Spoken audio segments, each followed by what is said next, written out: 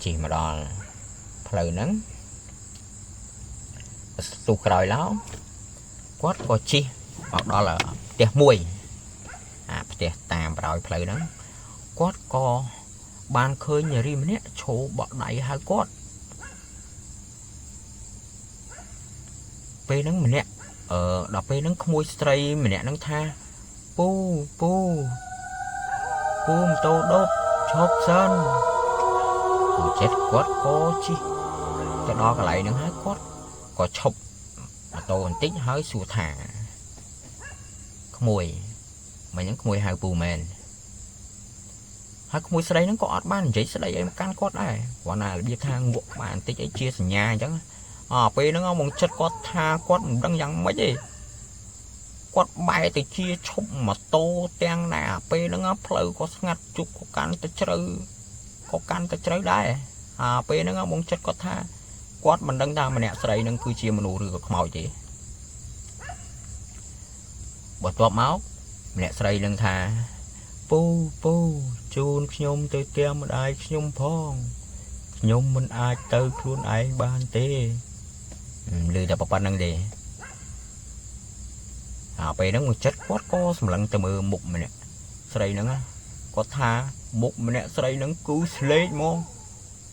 hơi mục bọt quát nó kiếm crom mình tên chẳng đài tại phê bọt quát nó cứ sọ tật phê mà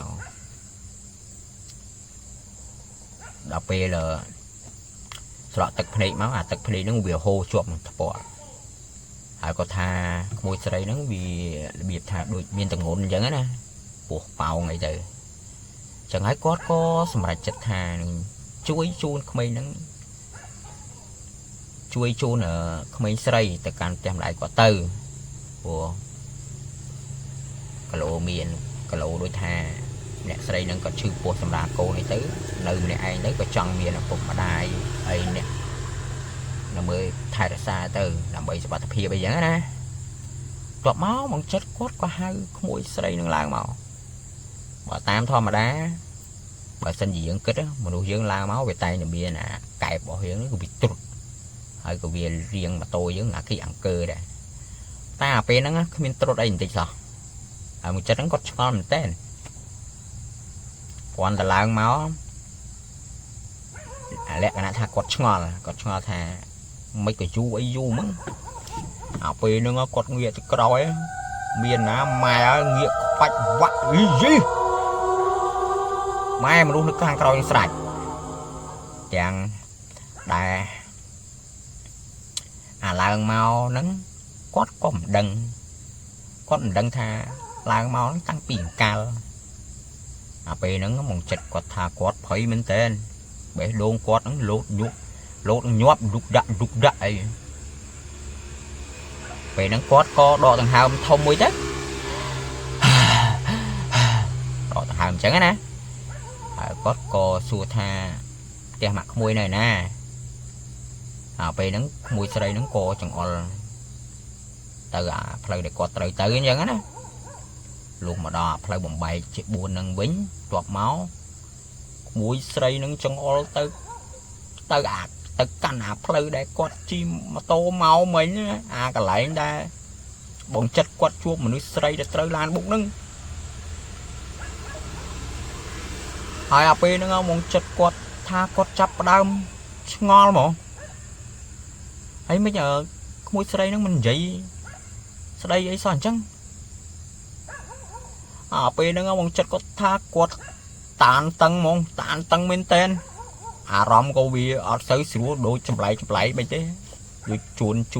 chuồn cái này ra lấy pe nó quạt chi về đá phay về đá rồi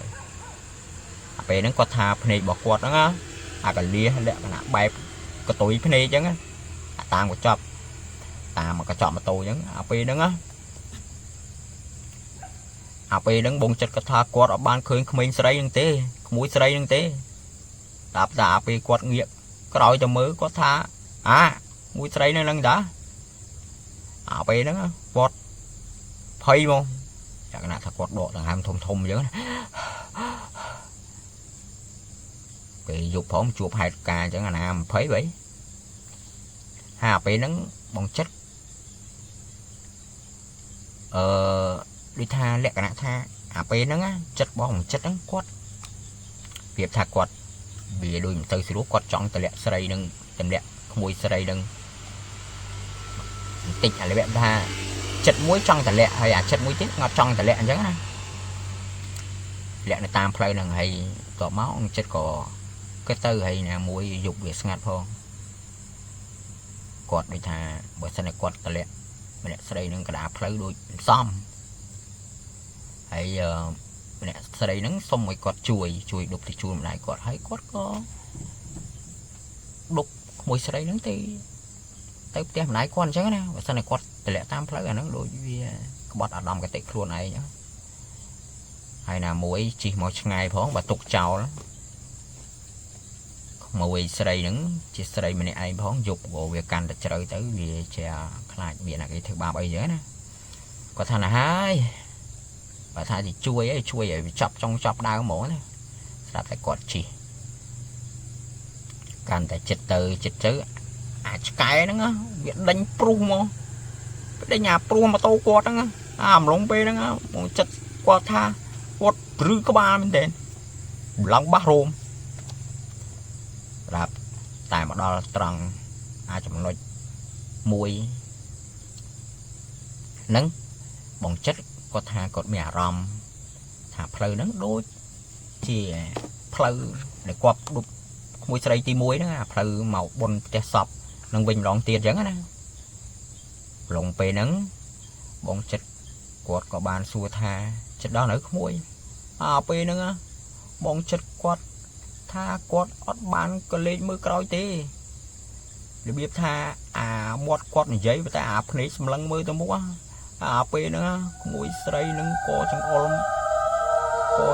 មករបៀបថាអាដៃហ្នឹង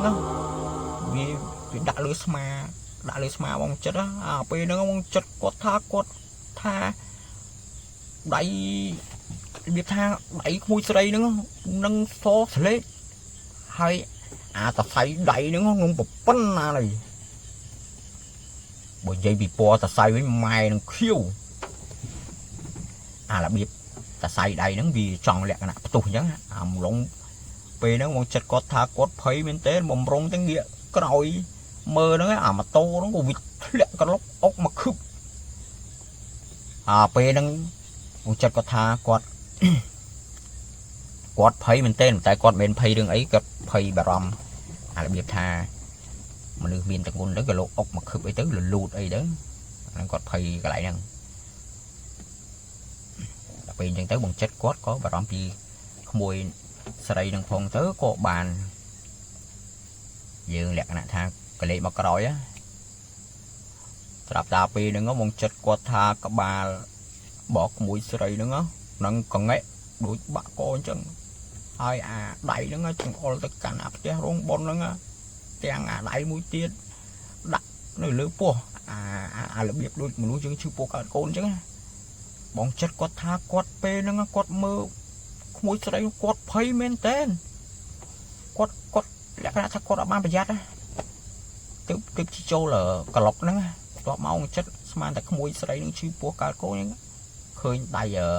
ក្មួយស្រីត្រូនៅពោះខាងក្រោមហើយរបៀបថាមនុស្សមានតម្ងន់ដូចថាអង្គុយនៅម៉ូតូទៅខ្លាច់ឆ្អល់ពោះទៅក៏យកអាដៃនឹងត្រូពោះពីក្រោមហ្នឹងទៅបងចិត្តហ្នឹងក៏គាត់ពេលហ្នឹងក៏គាត់អត់បានអីយូរដែរគាត់ក៏តែរបៀបថាទៅតាមដៃដែលក្មួយស្រីនឹងឆ្អល់ទៅហើយពេលហ្នឹងគាត់ក៏ចុះពីផ្លូវធំចូលផ្លូវលំប្រហែលនាទីក្រោយមកក៏បានទៅដល់មុខផ្ទះរោងបុនហ្នឹងទៅអំឡុងពេលអំឡុងពេលហ្នឹងបងចិត្តគាត់ថាលក្ខណៈថាគាត់សួរក្មួយផ្ទះហ្នឹងមែនពេលហ្នឹងក្មួយស្រីហ្នឹងគាត់អត់បានឆ្លើយតបអីមកកាន់បងចិត្តទេអំឡុងពេលហ្នឹងបងចិត្តគាត់ថាគាត់ងាកក្រោយទៅបងចិត្តគាត់ថាគាត់លក្ខណៈថាគាត់អត់ឃើញក្មួយស្រីហ្នឹងមកដល់ពេលហ្នឹង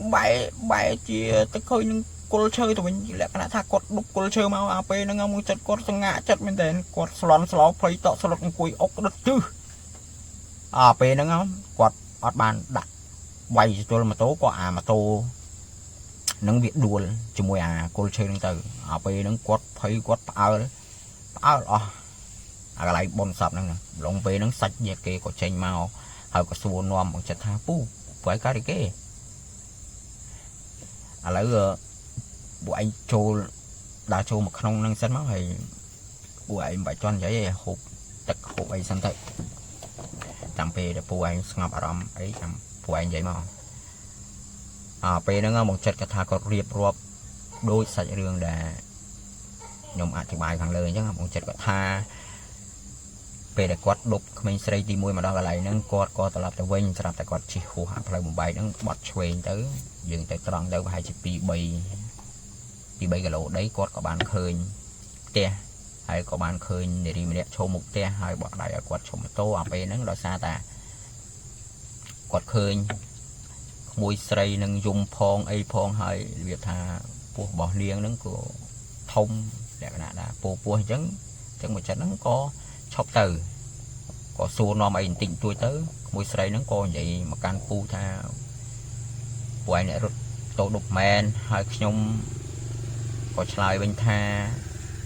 ក្មួយឯងទៅណាដែរពេលអញ្ចឹងទៅ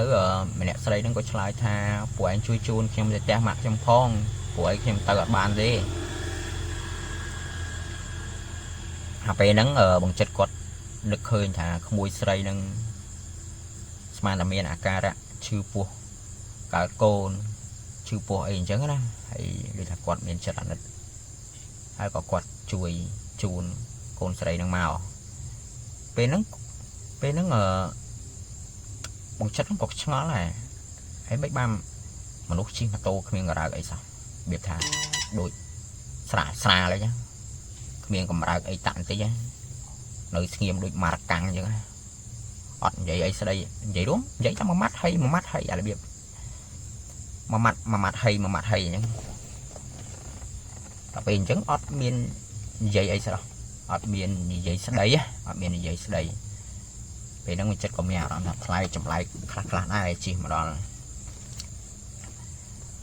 ហើយណាមួយជិះមកដល់មុខផ្ទះអ្នកភូមិអីស្កាយដេញព្រុសពេញហ្នឹងហើយបន្តរៀបរាប់ពេលដែលបងចិត្តហ្នឹងគាត់កលៀសភ្នែកមើលទៅកញ្ចក់ទៅគាត់ថានៅក្នុងកញ្ចក់ហ្នឹងអត់ឃើញក្មួយស្រីហ្នឹងទេនៅពេលដែលគាត់ងាកក្រោយទៅក៏ឃើញក្មួយស្រីហ្នឹងនៅហ្នឹងរហូតមកដល់កន្លែងផ្ទះប៉ុនហ្នឹងស្រាប់តែបាត់ក្មួយស្រីហ្នឹងឈឹងហើយបន្ទាប់មកក៏វាលេចចេញរូបភាពជាគល់ឈើទៅវិញដល់ពេលអញ្ចឹងគាត់ភ័យតក់ស្លុតមែនទែនដល់ពេលអញ្ចឹងគាត់ចោទជាសំណួរខ្លួនឯងថាតើនៅពេលដែលគាត់ទៅយកម្នាក់ស្រីហ្នឹងតើគាត់សម័យឬមួយកំបិចអញ្ចឹងគាត់បែងចែកអត់ដាច់បន្ទាប់មកក្មួយស្រី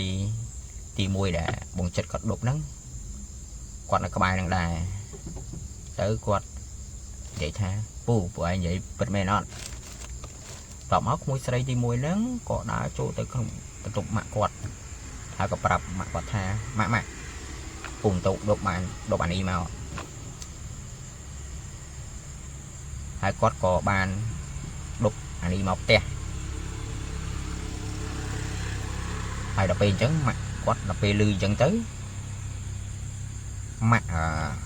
បស់ក្មួយស្រីហ្នឹងក៏គាត់ដើរចេញមកហើយគាត់ឆ្លើយមកកាន់កូនស្រីទី1គាត់ថាមែនអត់កូនដល់ពេលអញ្ចឹងកូនស្រីទី1គាត់ថាម៉ាក់ឯងជឿទេម៉ាក់ឯងចេញទៅសួរពូម៉ូតូដប់ហ្នឹងទៅគាត់មកមួយសន្ទុះក្រោយមកម៉ាក់របស់មួយស្រីទី1ហ្នឹងក៏គាត់ដើរចេញមកសួរពូម៉ូតូដប់ថាពូឯងបានដប់អានេះមកមែនដល់ពេលអញ្ចឹងទៅបងចិត្តគាត់ក៏ឆ្លើយថាបាទអីខ្ញុំដប់ក្មួយស្រីហ្នឹងមកមែនដល់ពេលដែលខ្ញុំដប់មកដល់កន្លែងហ្នឹងគឺវាចេញលក្ខណៈចេញជាគល់ឈើវិញដល់ពេលអញ្ចឹងខ្ញុំភ័យ đọc bên chân tới y để tha côn sấy mạ đi nữa y để tha mạ đi nó có quất cùi nào lãnh kê nó tới quất lại cái là tha quất ao tới quất cùi dung chứ quất xâm rõ thực phê chứ đọc bên chân tới bọn chất nó có quất điệp rộp ỏi y đừng sẽ đập đố và quay để trong thì bài màu khai lên trắng đọc máu một đai bỏ bỏ biệt tha mà đai bỏ mùi sợi thì mùi nó có ban đào từ vô thọt mùi máu màu mà hành bọn chất đó hay về nó chất tha nâng ru mẹ nó ngay nhóm trăm bán cho ba một tùm rung mộng chân hay sọc lầy về nó mà đai quát có bạn thuê đai quát có cùi dung vô mùi thì tôi cài máu mà đai bọt mùi sợi thì mùi nó có quát thì dây mà càng cu tổ đột thà quậy nơi đó thang nào vinh vì chẳng tới bằng chất cốt có vậy tha bát ý là trong này sim ria bao bờ rộp chỉ vì năng tới bị trôi mà rồi hà sập cái lô mày đó vì chẳng ở đài bỏ mùi sợi tí muối của quạt vậy mà canh bằng chất thà lấy dục về màu đọc bị dai của anh mà ra này để nhóm sẵn tư chạm bật chạm to tầm lại là một tiết của từ với nhóc lự có việc ngắt hay là muối lại chào lại ấy nhớ nè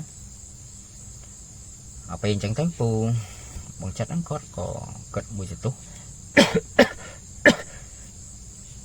nàng muối quật lại bài còn bài ấy phóng chỉ tạm lự chụp lục ấy ngắt và sân về chua đường trắng còn đừng thà hột tỏi là cái chui đấy quật cất hái có quật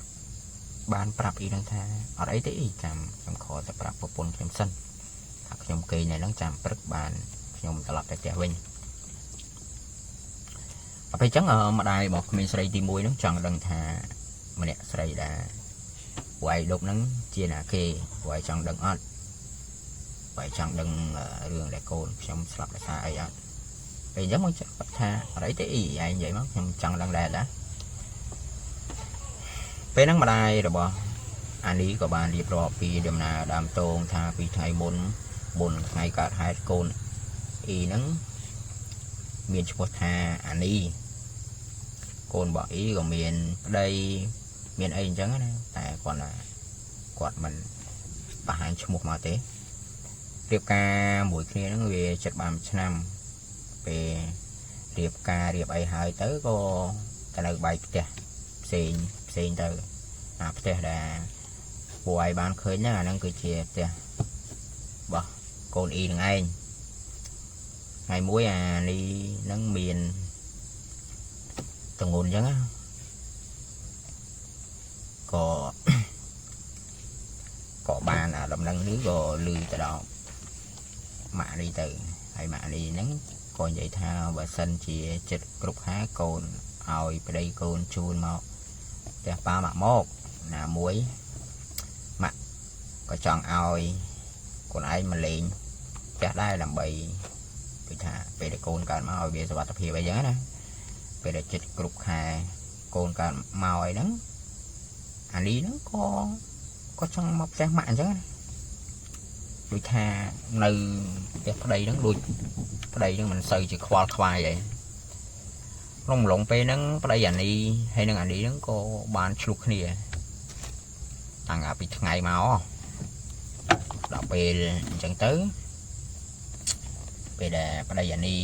មកពីធ្វើស្រែវិញក៏បានចូលផ្ទះដាក់របៀបថាយករបស់របរតុងចែហើយក៏ហួសទៅស៊ីផឹកអីជុំគ្នាមួយមិត្តភក្តិទៅរហូតដល់ប្រឡប់អីបានត្រឡប់មកកាន់ផ្ទះវិញអីចឹងណាពេលដែលប្តីអានីមកវិញចូលផ្ទះហើយក៏បានចូលទៅកាន់ផ្ទះបាយហើយក៏ឃើញមហូបហើយក៏អត់ឃើញមហូបបាយទឹកអ អីចឹងថ្ងៃហ្នឹងហើយក៏ស្រែកហើយថាអូនមិនក៏ថ្ងៃហ្នឹងមិនឃើញមានរៀបចំបាយទឹកអីចឹងបន្ទាប់មកប្រពន្ធរបស់គាត់ហ្នឹងក៏ឆ្លើយថាខ្ញុំថ្ងៃហ្នឹងអត់សូវស្រួលខ្លួនព្រោះអីដូចថាធ្វើការអត់កើតអោនធ្វើការអញ្ចឹងគឺវាពិបាកវាពោះវាកាន់តែធំទៅចិត្តកាន់តែធំទៅចិត្តគ្រប់ខែអញ្ចឹងហើយពេលហ្នឹងដោយសារតែសវឹងផងភ្លេចស្មារតីផងអីទៅប្តីក៏ស្ដីថាឲ្យប្រពន្ធអញ្ចឹងណាបើថាមិនចេះរបៀបថាមុនដំបូងឋានចេះឋានចុះទៅដល់ពេលអញ្ចឹងទៅអារឿងតូចហ្នឹងវាកាន់តែទៅជារឿងធំតចុះតឡើងអីចឹងហើយពេលហ្នឹងប្តីអានេះក៏បានឆ្លើយវាថាប្តីគាត់ឆ្លើយទៅកាន់ប្រពន្ធគាត់ចឹងបើប៉ុណ្ណឹងធ្វើមិនកើតទេត្រឡប់ទៅផ្ទះម៉ែវិញទៅដល់ពេលអញ្ចឹងអានេះលឺតែពាក្យសម្ដីហ្នឹងចាប់ផ្ដើមសម្រក់ទឹកភ្នែកមកបណ្ដោយខូចចិត្តផងអន់ចិត្តផងហើយណាមួយប្តីមិនយល់ពីសុខទុក្ខប្រពន្ធហើយដល់ពេលអញ្ចឹងទៅអារបៀបថាការអន់សពុតចិត្តក៏សម្រាប់ចាក់ចេញពីផ្ទះហ្នឹងទៅដើរមកកាន់ផ្ទះម្ដាយគាត់អីអញ្ចឹងពេលហ្នឹងដូចថាប្រហែលជាគាត់អត់មានទូរស័ព្ទអីហ្នឹងពេលហ្នឹងបងចិត្តគាត់ថាប្តីគាត់ហ្នឹងអត់មានមកតាមអត់មានមកអីប្រពន្ធគាត់ទេអាឡ័យតែដេកនៅក្នុងផ្ទះប្រហែលជាស្វឹងដេកស្ប៉ាបនៅក្នុងផ្ទះ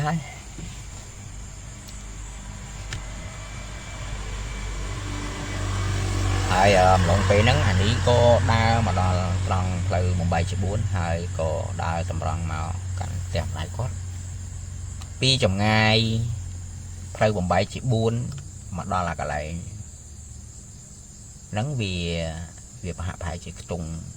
500-600 ម៉ែត្រដែរស្រាប់តែអំឡុងពេលហ្នឹងមានឡាន2បើកទួយទិសគ្នាហើយមិនដឹងជាយ៉ាងម៉េចក៏បានបុកអានេះពីក្រោយម៉ាំងទៀតពីផ្លូវហើយសពហ្នឹងក៏ដេកស្ប៉ាបនៅក្រោមដើមកាសាងទៅបើស្ទុះក្រោយមកក៏ត្រូវបានគេប្រទះឃើញនៅក្រោមដើមឈើដើមកាសាយហ្នឹងទៅទប់មកអ្នកភូមិគេក៏ជិះកាត់តាមហ្នឹងហើយក៏ឃើញគេថាអានេះដេកស្លាប់ហើយក៏យកដំណឹងហ្នឹងមកប្រាប់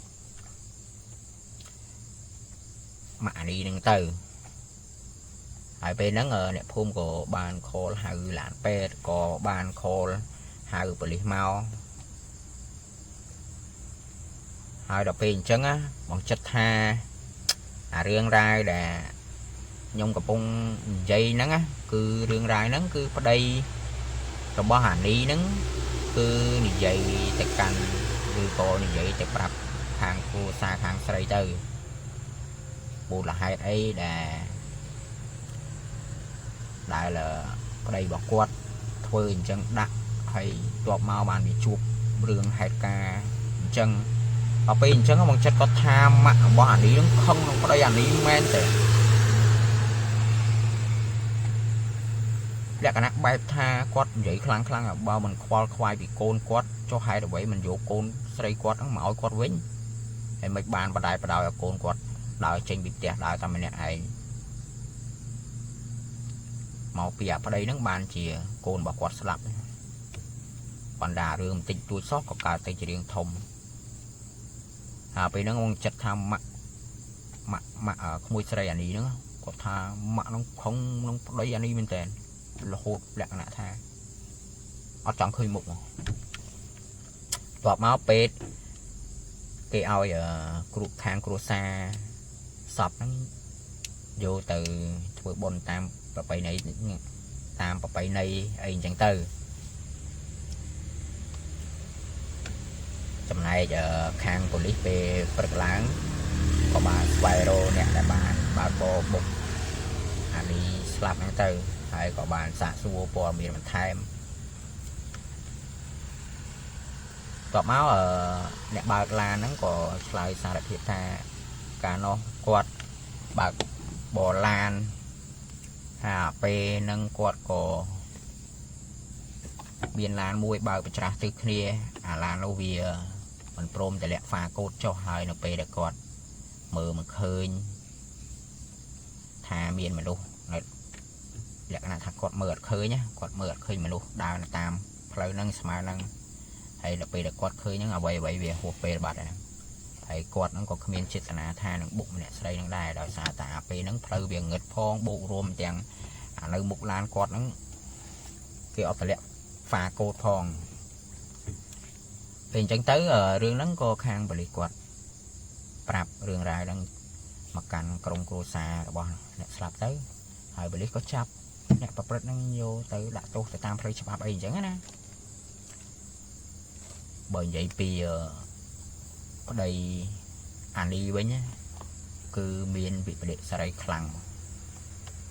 យ៉ាងណាថាសោកស្ដាយនៅអ្វីដែលខ្លួនបានធ្វើហើយក៏សម្រេចចិត្តឈប់ផឹកហើយក៏បួសមុខភ្លើងដើម្បីជាការតបស្នងសងគុណប្រពន្ធណាពេលហ្នឹងបងចិត្តគាត់ថាគាត់ស្ដាប់អ៊ីហ្នឹងនិយាយមិនដឹងដេកលក់ស្មាណាទេអារបៀបថាអាលីវដេកលក់បដ ாய் អំឡុងពេលហ្នឹងបងចិត្តគាត់ថាគាត់បានឃើញក្មួយស្រីអានីគាត់ថាអានីហ្នឹងគឺបានញញឹមមកកាន់គាត់ហើយនិយាយថាអរគុណពូពេលហ្នឹងទៅក៏រូបរាងហ្នឹងក៏រលាយបាត់អីចឹងណាហើយស្រាប់តែពេលដែលគាត់ភ្ញាក់ឡើងហ្នឹងគឺវាភ្លឺបាត់ហើយគាត់ក៏បានរៀបចំនិយាយរឿងរ៉ាវពីយប់មិញទៅកាន់ម៉ាក់នេះដល់ពេលអញ្ចឹងគាត់ប្រាប់អ៊ីថាអ៊ីយប់មិញហ្នឹងខ្ញុំដេកសពខ្ញុំអត់ដឹងថាដេកលក់ស្មាណាទេស្រាប់តែខ្ញុំបានយកសពឃើញអានេះកូនស្រីអ៊ីហ្នឹងញញឹមមកកាន់គាត់ហើយនិយាយពាក្យថាអរគុណហើយពេលហ្នឹងម្ដាយរបស់អានេះហ្នឹងក៏គាត់និយាយថាប្រហែលជាកូនគាត់ឥឡូវគាត់ទៅបានស្ងប់ហើយដូចថាពិធីអីក៏រៀបចំរួចអស់ដែរហើយមុននឹងពេលដែលបងចិត្តចាក់ចេញពីផ្ទះបុណ្យសពហ្នឹងម្ដាយអានេះហ្នឹងក៏ហុចលុយឲ្យ 50000 ទៅសម្រាប់ថ្លៃលុបកូនស្រីគាត់មកកាន់ផ្ទះអញ្ចឹងហើយពេលហ្នឹងបងចិត្តក៏គាត់អត់ទទួលយកដែរគាត់ថាអត់អីទេអ៊ីដោយសារតែខ្ញុំនិងកូនអ៊ីដូចជាមាននិស្ស័យជាមួយគ្នាអញ្ចឹងចាត់ទុកថាខ្ញុំសូមចូលរួមធ្វើបុណ្យនឹងផងទៅចុះគាត់ណោបងចិត្តក៏ជម្រាបលាអ៊ំស្រីហ្នឹងក៏វិលត្រឡប់មកកាន់ទីរួមខេត្តសៀមរាបវិញអញ្ចឹងទៅអូខេអ្នកទាំងអស់គ្នារឿងនេះក៏ចប់តែប៉ុណ្ណឹងក្នុងរឿងនេះវាមានកតិអប់រំច្រើនខ្ញុំសូមលើកយកសូមរំខានតិចណាខ្ញុំលើករឿងកតិអប់រំជា5ចំណុច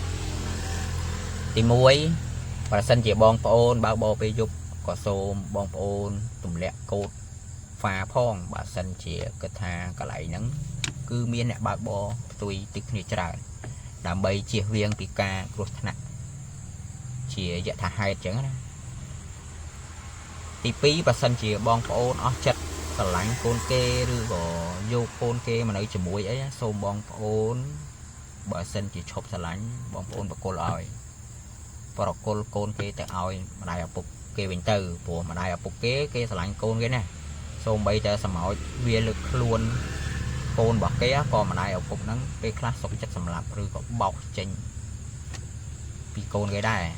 អាហ្នឹងជាទំហំទឹកចិត្តឪពុកម្ដាយគឺវាពិតជាធំធេងมันអាចកណនាបានទី3ហ្នឹងបើសិនជាបានស្រឡាញ់គ្នាហើយសូមមើលថែរក្សាគ្នាទៅកុំឲ្យអ្វីវាហួសពេលកុំឲ្យវាមានវិបរិសារីសោកស្ដាយអីអស់មួយជីវិតហ្នឹងទៅកុំឲ្យតែអ្វីដែលវាបាត់បង់ទៅហើយទើបយើងស្ដាយក្រោយហ្នឹងវិបរិសារីហើយទី4រវាងមិត្តភ័ក្តិយើងមិនត្រូវគិតតែពីផលប្រយោជន៍ខ្លួនឯងទេយើងជួយគេថ្ងៃហ្នឹងថ្ងៃក្រោយមិនប្រកាសថាគេមិនជួយយើងដែរពេលខ្លះគេដឹងប៉ុន្តែគ្រាន់តែគេហ្នឹងវាមិនទាន់អាចមានសមត្ថភាពជួយឬក៏ផ្ដល់ ở dương bàn chẳng nè để cái thà bà sân chỉ cái chuối cứ cái chuối tạm sầm mặt hiệp thì pram bà sân chỉ bong ôn chuối cái hai chuối cái ở đó thì bên chọc trong chọc đám tư cũng chẳng bàn cà tọp slong pi nè là tay mà quên cà để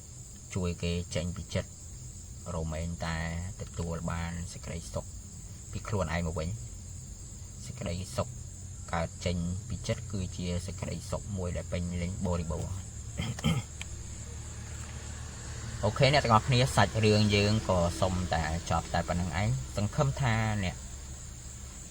từng ngọc nia cứ cho chết slap video ní chỉ video ai chặt tục bàn tha chỉ video sầm rập mong pe ram đó là cục cục nia pe để trai vậy chẳng á ok chuột nia không ở các cái bye bye